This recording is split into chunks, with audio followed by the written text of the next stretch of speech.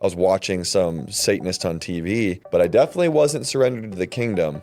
But I was hungry for the supernatural. In fact, it was like I wanted the elements of the kingdom of heaven without the king. Yep, totally. You know totally. what I mean? Which is very, very common in the world. And like you said, like in music and Hollywood, my dad is out with a lot of people from Hollywood or, pro stars. Really? Yeah, pro athletes, and not a lot, but enough to go to hear that same type of story of like they wanted power and they had to do something, give something to the source in order to get the experience they wanted, whether it's fame or money or all the above. Similar to my dad, what Satan always wanted from him specifically was my mom and me specifically.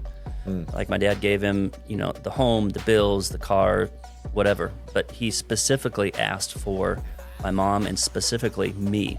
What does that look like? Like a sacrifice? He's dealt with a lot of people that have done that, yeah. What that would have led to, I don't know. But in his throes, Satan said, I will give you more if you give me your son, if you commit your son or to me.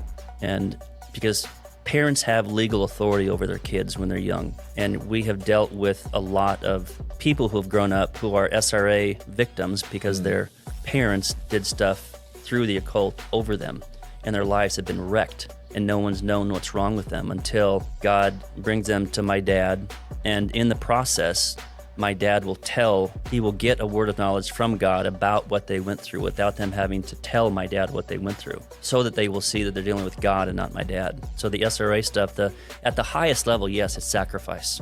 At some levels, this is really dark, but there are breeders in the occult whose job is to breed kids who get raised together that eventually one has to kill the other, or someone in the occult has to. So, it gets really, really dark. But at the stage I was talking about, also just giving verbally over your kids to the devil is a legal portal and it's legal authority.